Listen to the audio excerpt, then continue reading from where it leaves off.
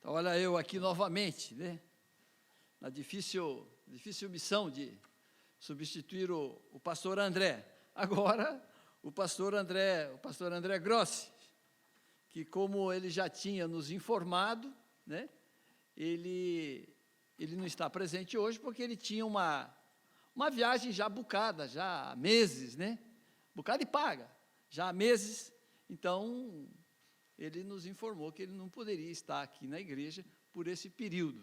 Então, nós agradecemos a Deus até por isso, por esse momento de lazer e de descanso merecido dele e da sua esposa.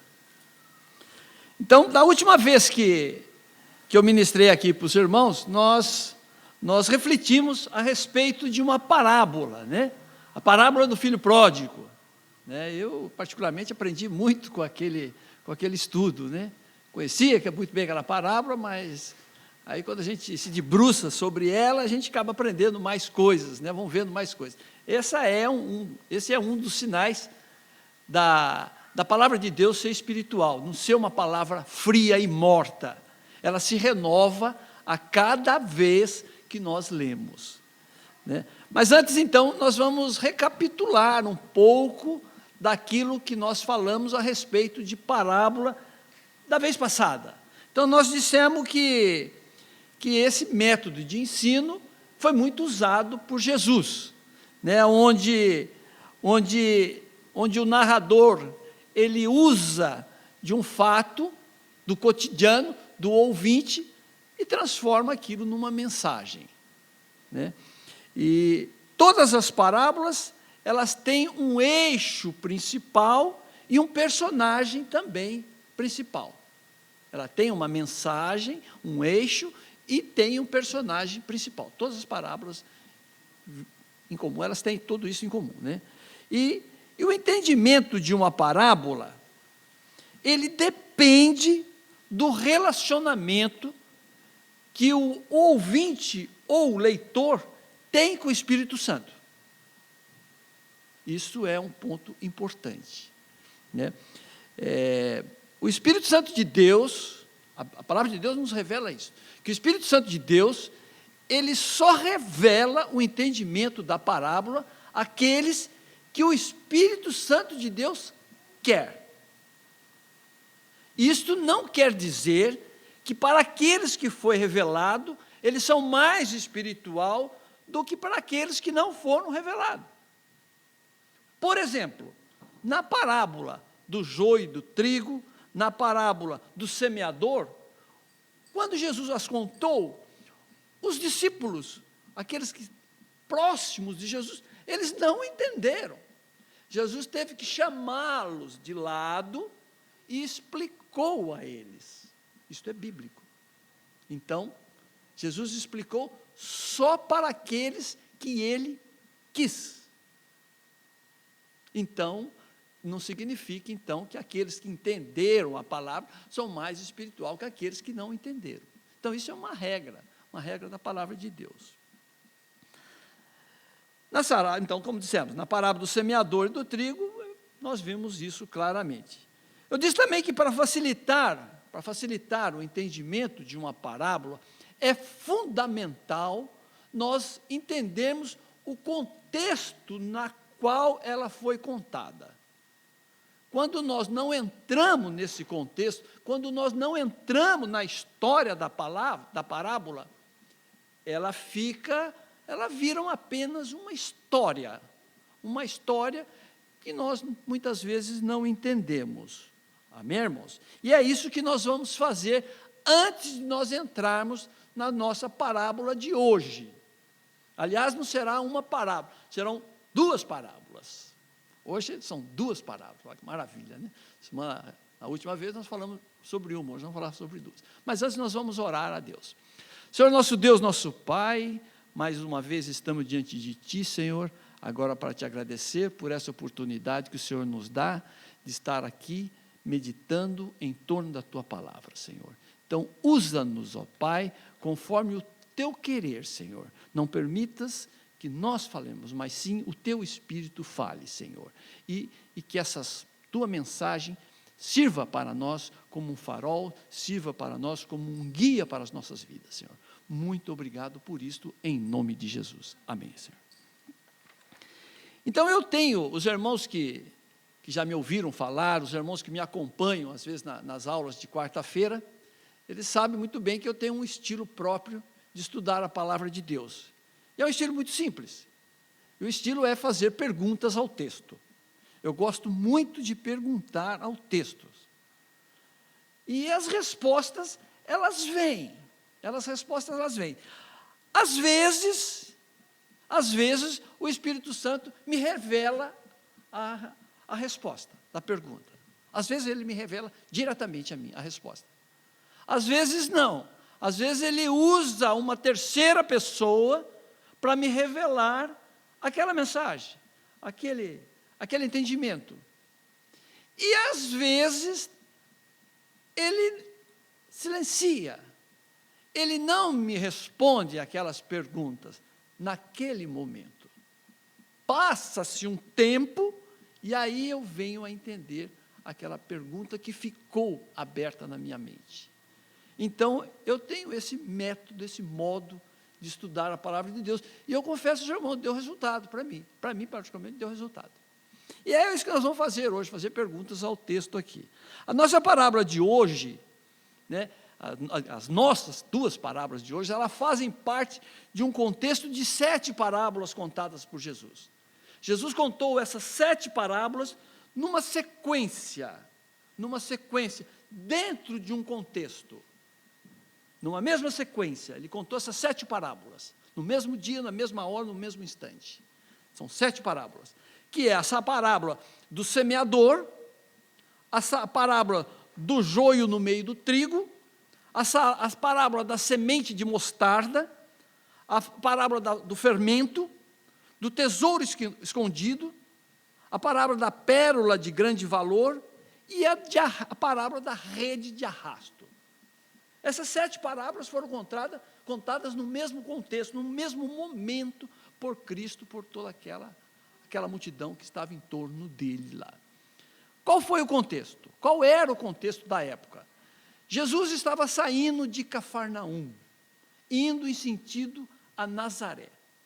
E uma grande multidão, né, o texto nos diz que uma grande multidão estava seguindo Jesus. A essa altura do ministério de Jesus, muitos milagres Jesus já tinha feito. Muitos milagres já tinham acontecido, muitas curas, muitas transformações, antes de chegar um pouquinho em Cafarnaum, fez aquela do pão e dos peixes. Então, enfim, muitos milagres Jesus tinha sido feito por Jesus. E uma grande multidão estava seguindo o Mestre. E Jesus, nós sabemos muito bem que Jesus conhecia e conhece o pensamento das pessoas. E ele conhecia exatamente o pensamento daquelas pessoas que estavam seguindo, aquela multidão que estava seguindo. E isto preocupou o Mestre. No primeiro tempo, nós achamos isto legal. Quem não gostaria de ter uma igreja lotada? Que pastor não gostaria disso? Na semana passada, por exemplo, nós experimentamos isto aqui. A igreja estava lotada, algumas até pessoas em pé. Nós experimentamos. Legal. Mas Jesus conhece o pensamento das pessoas. Eles sabiam o porquê que aquelas pessoas estavam seguindo. E ele sabia muito bem o porquê. E isso, então, preocupou Jesus. E, por conta disso, então, ele contou essas parábolas. Num determinado local, num terreno apropriado, talvez um terreno inclinado, Jesus pegou um pequeno barco, usando como plataforma, se afastou um pouco da margem, onde que toda aquela multidão pudesse vê-lo e ouvi-lo ao mesmo tempo, sem nenhuma interferência. E ali, então, ele passou a contar essas 7 parábolas, que ficaram conhecidas no meio cristão como os mistérios do reino dos céus. Essas 7 parábolas ficaram, então, conhecidas como os mistérios do reino do céu. Este era o contexto que Jesus estava vivendo naquele momento. Quer dizer, ou seja, as pessoas que estão me seguindo estão me seguindo por interesse. Estão me seguindo por interesse. Por isso essa grande multidão está aqui. Então, com essas parábolas, então, Jesus quis passar, então, essa mensagem, que infelizmente, ninguém entendeu. Ninguém entendeu naquele momento, né? Às vezes, como eu já disse, às vezes nós só entendemos uma mensagem depois de um certo tempo. Naquele momento nós não entendemos, mas passado um tempo nós entendemos a mensagem. E a mensagem que Cristo quis passar naquele momento, que eles não entenderam, foi esta aí. O mistério do reino de Deus só será passado para alguns. Os mistérios do reino de Deus só serão passados para alguns. A segunda mensagem: os resultados da minha mensagem será um corpo misturado. Será um corpo misturado. Ou seja, será no meio de vocês joio e trigo, será no meio de vocês terra boa e terra ruim, será no meio de vocês pérolas boas e pérolas ruins, será no meio de vocês também peixes bons e peixes ruins, será também no meio de vocês gentios e judeus. Esta foi a mensagem que Cristo quis passar para aquela multidão e principalmente para os seus discípulos, porque ele chamou depois alguns de lado e explicou em particular para eles, né? E o que nós vemos hoje? Nós vemos igrejas hoje lotadas, igrejas lotadas de pessoas procurando a Cristo não para adorá-lo, mas sim por interesse. Nós vemos também pastores que transformaram os seus púlpitos em verdadeiros business, em negócios, para ganhar dinheiro.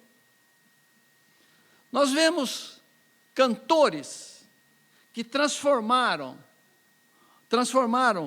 o seu talento apenas para vender CDs, não para louvar a Deus, e também para ditar algumas normas, algumas modinhas até de roupa. Eu já vi até cantores gospel e cantoras gospel ditando moda de roupa. É interessante isso, né? Também nós vemos pastores com cara de santidade, com grande espaço na mídia secular, trazendo uma mensagem liberal, uma mensagem totalmente liberal, totalmente contrária do que diz a palavra de Deus. A palavra de Deus nos disse, e foi uma orientação direta de Jesus aos seus discípulos, que permaneçam juntos. Jesus não diz, permaneçam isolados, cada um na sua casa. Não, permaneçam juntos. E esses pastores, com as suas ideias diabólicas, eles tiram as pessoas das igrejas e levam para dentro, na frente de um terminal de computador, e essas pessoas, esses ditos crentes, desigrejados, ficam ali ouvindo aquelas ideias diabólicas e desconhecendo totalmente o sentido do que é o corpo de Cristo. O corpo de Cristo é permanecermos juntos, não existe um órgão isolado. Um órgão, quando está isolado do corpo físico, ele não serve para nada. A medicina explica muito bem, ele tem algum tempinho curto de vida, e ele vai morrer. E não vai prestar para nada mais, a não ser incinerado. Então, a mensagem que Cristo quis passar, permaneçam juntos. E esses pastores de televisão, de computador, diríamos assim, eles pregam o isolamento do crente, na frente de um terminal de computador. Outra coisa que eu vi também, por coincidência, nessa semana, pastores que, ensinando até os seus seguidores, esses pastores de televisão, ensinando os seus seguidores a como matar um bandido. A como matar um bandido. Você atire nele, pá, pá, pá, pá, pá, quantas vezes for necessário. Se você não tiver certeza que ele morreu, vai lá, pega a sua arma e bata na cabeça dele, até ter certeza que ele morreu. Pastor, ensinando isto. Eu vi isto, não me contaram. Está aí nas redes públicas aí de internet aí. Então, essa é a situação que nós vivemos. Essas feras, que eu diria assim, essas feras, elas estão reescrevendo o Evangelho de Cristo. E isto não pegou Deus de surpresa. Isso não pegou Deus de surpresa. Deus sabia que isto iria acontecer. Por isto, ele contou estas 7 parábolas. Vocês terão um corpo misturado. E ele deu uma dica importante. Vocês não façam nada. Vocês continuem pregando a minha palavra. Somente a minha palavra. Semeiem ela em todas as terras. Em todas as terras. Não se importe. Não se importe. Eu, no meu momento, na minha hora, eu farei a colheita. Eu farei a colheita. Vocês façam o serviço de vocês. Semeiem a minha semente em todas as terras e deixe o resto comigo. Eu faço a colheita. E é isso que nós estamos fazendo. É isso que nós estamos fazendo. Estamos falando da palavra de Deus, a genuína palavra, a pura palavra, e o restante deixa por conta de Deus. Às vezes Deus vai tirando devagarzinho, mas vai fazendo o serviço dele. Então, diante de todo esse contexto, né, então nós vamos às nossas 2 parábolas. Essas nossas 2 parábolas foram mencionadas pelo evangelista Mateus. Só pelo evangelista Mateus. Eu não sei por quê, tá bom? Não me pergunte por quê, só Mateus registrou essas 2 parábolas.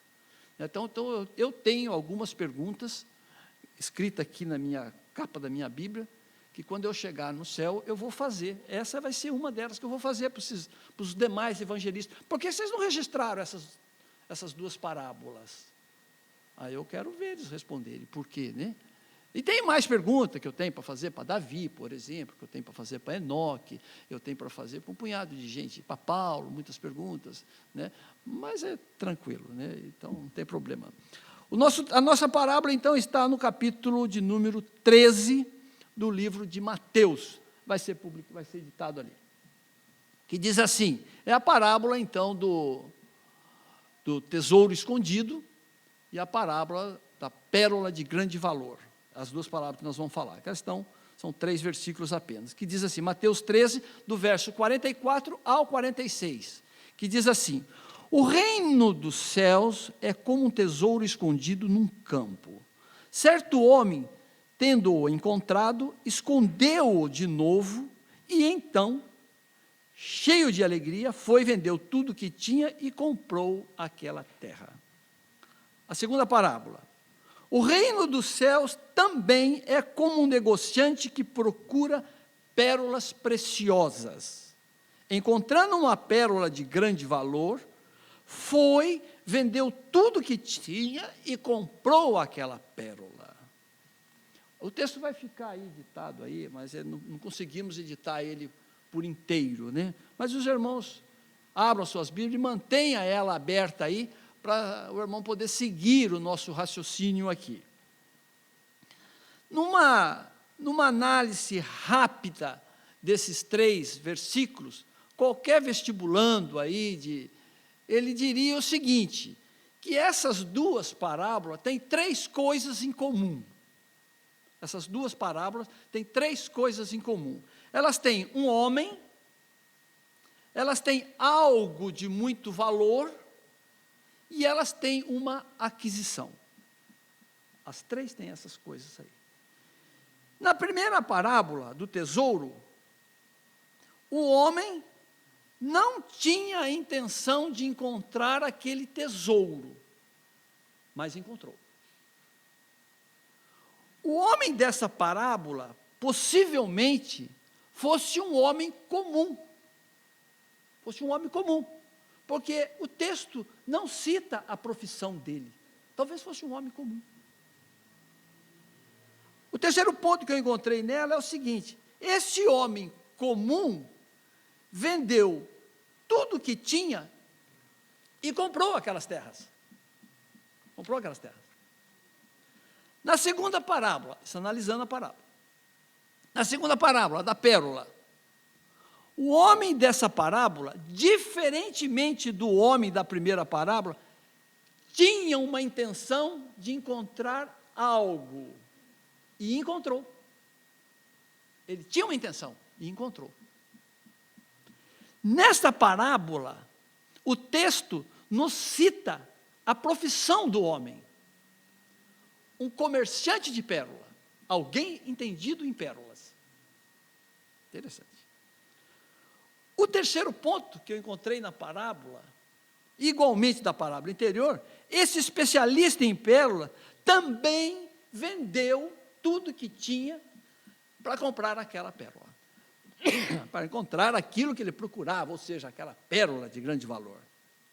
Então, em resumo, nós poderíamos dizer, de um lado, nós temos um homem que não tinha a intenção de encontrar nada e encontrou, e do outro lado, nós temos um homem com um grande objetivo, encontrar algo, e também encontrou.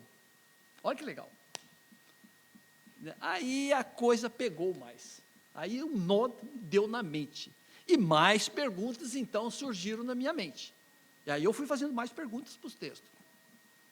A primeira pergunta que eu fiz, então, a outra pergunta que eu fiz para o texto, então, foi: quem é esse campo? O que Jesus quis dizer com essas parábolas? Quem é esse campo da primeira parábola? O próprio texto nos explica. O próprio Jesus, ele quando explicou as parábolas para os seus discípulos, ele nos deu aqui a dica de quem é o campo, no caso aqui dessa história que ele contou. O campo está no versículo 38 do capítulo 13. O campo é o mundo. Palavras do próprio Jesus, verso 38. O campo é o mundo. A segunda pergunta que eu fiz aqui para a parábola é o seguinte: quem é esse homem comum que não tinha a intenção de encontrar esse tesouro, mas encontrou? Quem é esse homem comum?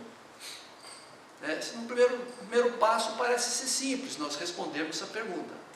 Mas ela não é tão simples, não. Para nós respondermos essa pergunta com convicção, com certeza absoluta, porque se você chegar para uma pessoa e falar: não, é o fulano e tal. Se eu não fosse uma pessoa cristã e eu não conhecesse o texto, eu iria colocar a pessoa na parede, se a pessoa não tivesse convicção dessa resposta. Então, para nós respondermos com convicção e certeza essa resposta, nós temos que conhecer primeiro o porquê, a missão de Jesus, o porquê Jesus veio para a terra. Aí quando você conhece o porquê de Jesus na terra, você consegue responder essa pergunta com convicção, sem deixar margem de dúvida. Jesus se transformou em homem comum. Jesus se transformou em homem comum para salvar, resgatar o povo judeu. E, infelizmente, o povo judeu o rejeitou. Porque eles não queriam um homem comum. Eles queriam o quê? Eles queriam um rei. Portanto, então, eles rejeitaram. Por isso, é um homem comum. Esse homem comum, então, após essa rejeição, ele saiu, então, pelo campo, ou seja, ele saiu pelo mundo e encontrou um tesouro escondido. Olha aí, a coisa começou a clarear um pouco na nossa mente, né? Nós, os não-judeus, somos esse tesouro escondido. A coisa parece simples, está resolvida a questão. Não está resolvida. Porque um tesouro, ele não surge por um acaso. Alguém teve que escondê-lo. Porque um tesouro não surge por um acaso. Alguém teve que escondê-lo.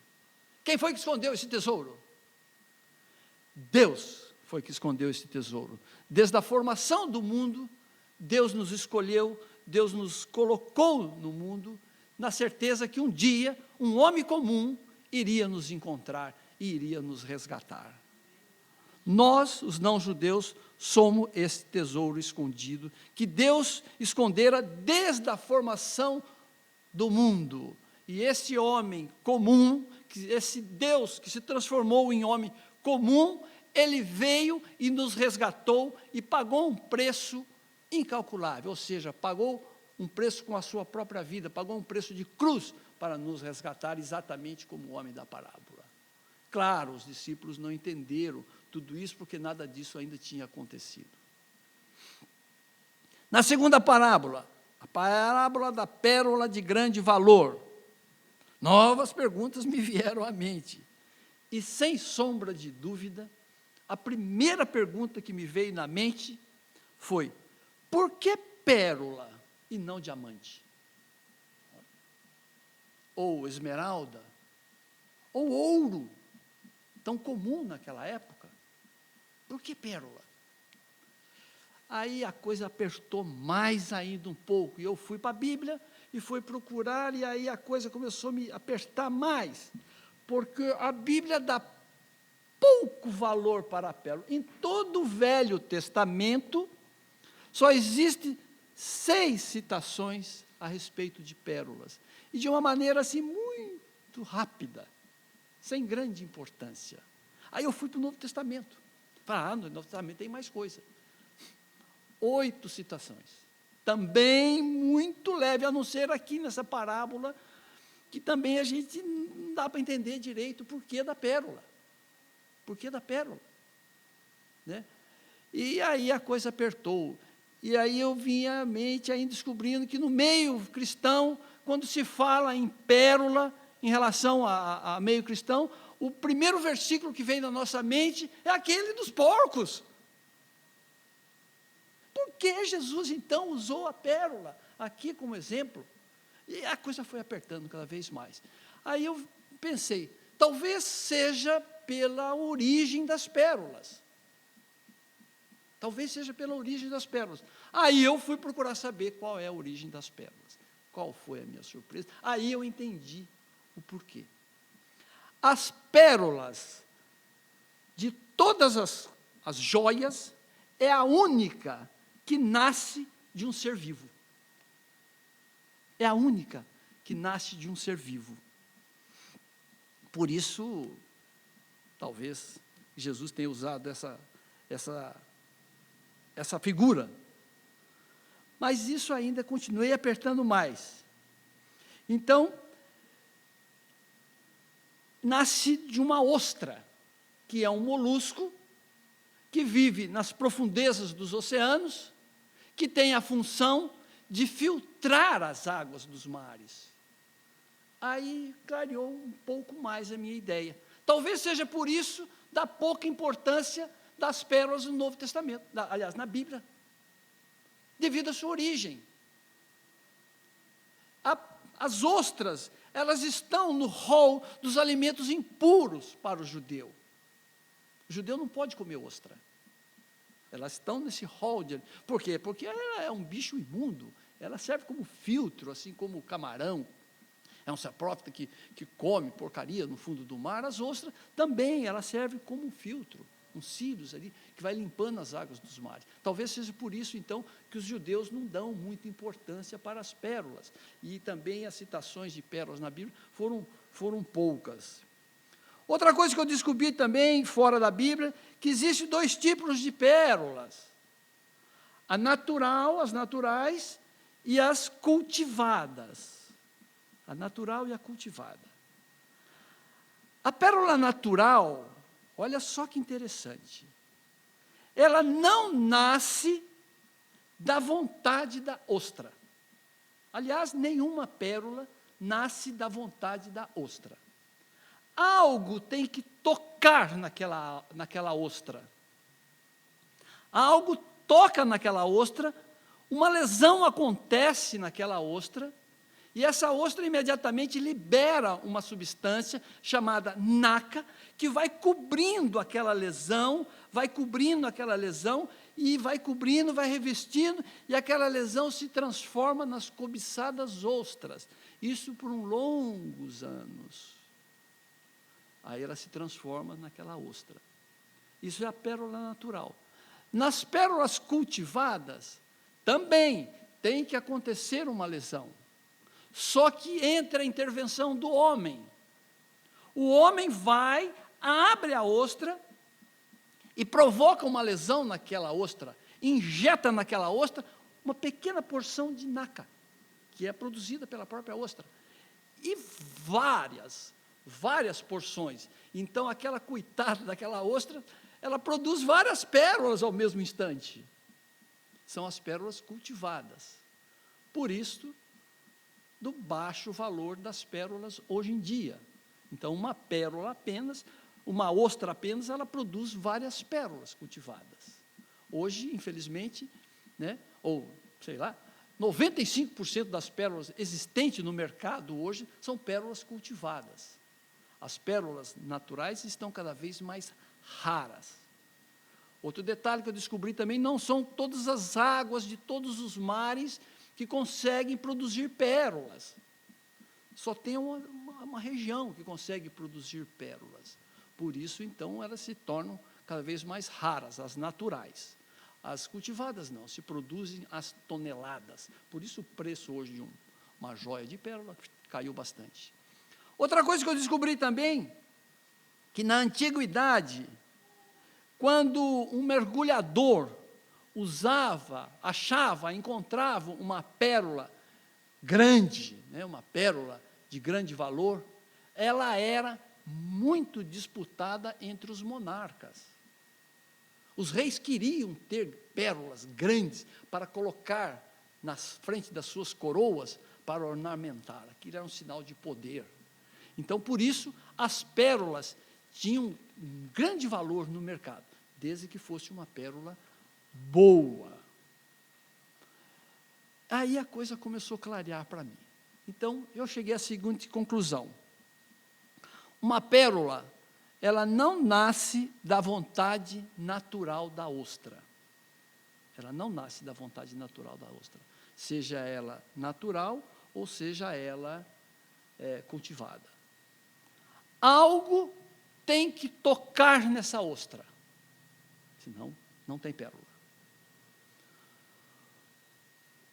Uma reação imediata acontece quando algo toca nessa ostra. E essa reação se prolonga por vários anos. Tem que se prolongar por vários anos até se transformar em uma pérola. Ela não nasce da noite para o dia. Precisa de anos para se transformar em uma pérola. Olha que bonito. E outra conclusão que eu cheguei, que não são todos os mares, ou todas as águas, todos os oceanos, que produzem pérolas. Somente alguma região do mundo é que produz pérola. A segunda pergunta que eu fiz para essa parábola foi: quem é este obstinado comerciante de pérolas?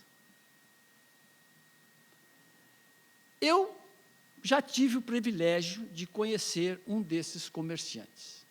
Eu já tive esse privilégio, diria assim privilégio, porque eu cruzei, numa das minhas viagens, cruzei com um desses aí, num desses hotéis aí. E ele me mostrou algumas pérolas. Em conversa, ele me falou que ele era um comerciante de pérolas, e ele me mostrou algumas pérolas. Para mim era tudo igual, a não ser o tamanho, mas para ele não. Para ele tinha muita diferença. Por quê? Porque ele trazia consigo lentes especiais que enxergava a pérola por dentro e via na pérola possíveis defeitos que ela poderia ter. Então, esse homem, ele carregava essas lentes especiais e ele poderia examinar a pérola por dentro e ver defeitos que, a olho nu, eu não vi, e ninguém vê, a não ser quem tem essa lente especial. Quem tem essa visão especial, quem tem essa lente especial para ver esse defeito. Esse homem tinha. Esse homem tinha. E esse comerciante de pérola era um americano, que eu encontrei lá nas Filipinas, lá em Manila, lá nas Filipinas. Então, ele disse que aquela região tinha muitas pérolas, e ainda existia pérola natural naquela região. Então, ele estava lá garimpando pérolas, lá comprando pérolas, tapeando lá os filipinos, lá na compra de pérolas. Né? Então, muito lixo, tal, mas de vez em quando aparece uma coisa boa no mercado. Então, ele tinha que andar muito, ele falou, a gente tem que andar muito, tem que pesquisar muito para encontrar uma boa pérola. Em resumo, então, eu cheguei à conclusão que uma pérola, um comerciante de pérola é alguém altamente qualificado, que tem lentes especiais, que pode enxergar a pérola por dentro, ou seja, ver defeitos que a olho nu não se veem. Mas esse comerciante especial, essa pessoa especial, ela tem condições de ver isso aí. E ele tem que andar muito para encontrar essa pérola. E quando eu fechei esse conceito em mente, quando eu vi tudo isto, que eu pesquisei fora da Bíblia, claro, a respeito de pérolas, ficou claro para mim a parábola da pérola de grande valor. Por que Jesus usou essa parábola de grande valor? É claro que a mensagem, os discípulos, aqueles que estavam ali, eles não entenderam, porque eles não conheciam esses conceitos. Mas Deus sabia que a gente ia conhecer. Como já dissemos, os discípulos de Jesus, então, não entenderam essa mensagem. E eu pergunto agora para os irmãos, e eu gostaria que cada um fizesse a pergunta para quem está ao seu lado. Quem são essas pérolas de grande valor que nasceram de um toque em uma vida? Quem são essas pérolas hoje de grande valor que nasceram de um toque da vida, no toque em uma vida? A ostra é um molusco vivo, né? Para se produzir a pérola tem que estar viva. A ostra morta, é claro que não produz. Quem são essas pérolas de grande valor que nasceram de um toque, de uma invasão, para se transformar em pérola? Responda aí para quem está ao seu lado, de uma maneira bem objetiva. A segunda pergunta que eu faria para os irmãos, que eu queria que os irmãos respondessem um para o outro aí: quem é esse obstinado comerciante de pérolas que analisa as pérolas não só por fora, mas também por dentro? Quem é esse comerciante obstinado que vendeu tudo que tinha, tudo que ele tinha, tudo de mais valor que ele tinha, para adquirir essa pérola? Porque ele olhou aquela pérola por dentro e viu que naquela pérola não tinha nenhum defeito. Quem é esse comerciante obstinado que saiu pelo mundo à procura dessas pérolas preciosas?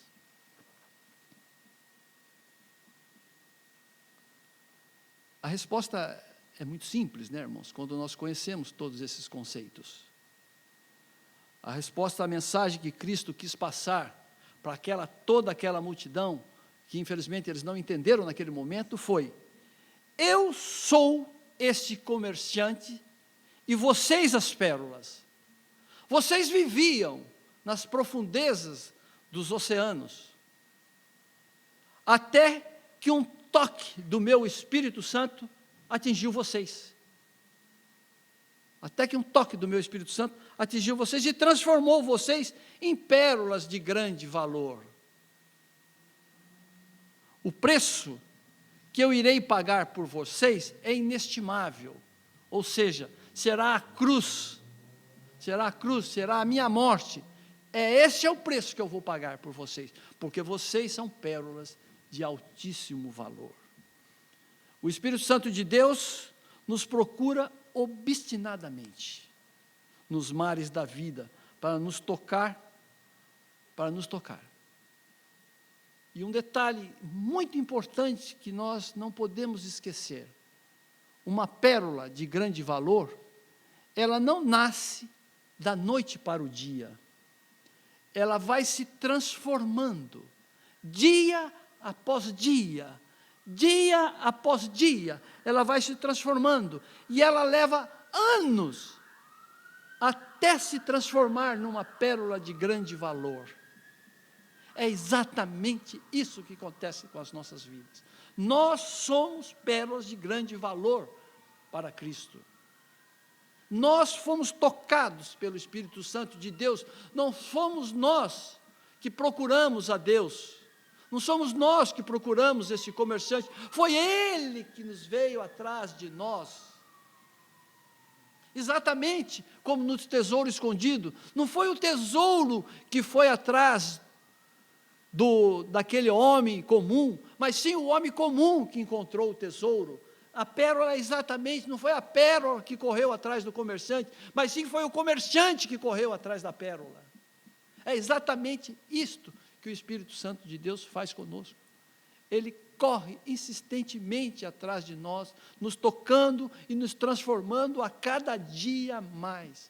Por isso que nós cantávamos quando era criança, o crente tem que estar sempre melhorando, sempre melhorando, sempre melhorando no Senhor. Senão não será uma pérola de grande valor.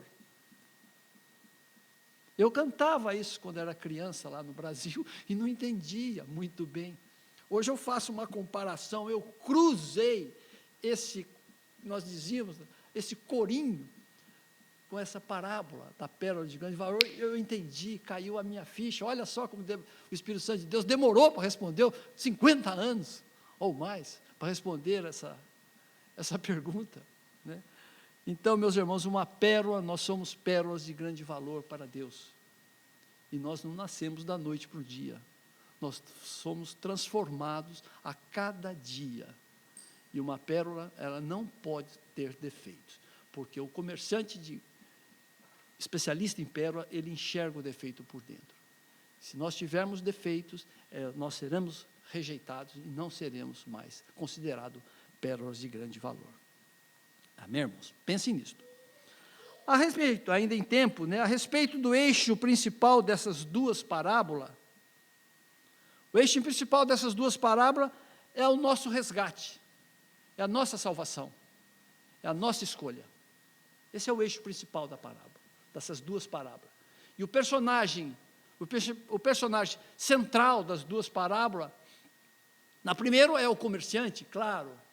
Aliás, no primeiro é aquele homem comum que saiu e encontrou o tesouro de grande valor. E na segunda parábola, é claro, é esse comerciante especializado em pérolas raras. Então, o eixo principal dessas duas parábolas é esse. Primeiro, o eixo principal é o nosso resgate, e o personagem principal é tanto aquele homem comum como o comerciante de pérolas. Amém, irmãos? Vamos orar agradecendo a Deus.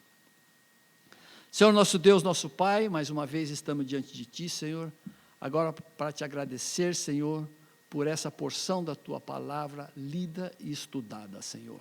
Nós Te agradecemos por isso, Senhor. E nós Te pedimos, Senhor, que os nossos corações abertos transforme-nos, Senhor, em pérolas de grande valor, Senhor.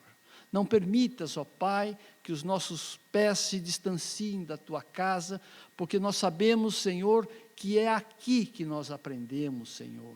Não é na frente de um computador, mas é sim juntos, um junto com o outro, nós aprendemos, Senhor. A Tua palavra nos orienta neste sentido, Senhor. Senhor, então nós Te pedimos, Senhor, não permitas nada, que nenhum intruso, nenhuma ideia maligna, nada, Senhor, venha nos desviar dos Teus caminhos, Senhor. E nós Te agradecemos, ó Pai, porque o Senhor nos encontrou. Nós Te agradecemos por isso, Senhor, em nome de Jesus. Amém, Senhor. Amém. Muito obrigado por assistir a mensagem. Clique agora em inscreva-se para se cadastrar no canal e ser avisado de todas as novidades. Se você quiser ajudar na divulgação, clique em gostei e adicione o vídeo nos favoritos. Não se esqueça também de conferir as mensagens anteriores. Obrigado e até a próxima.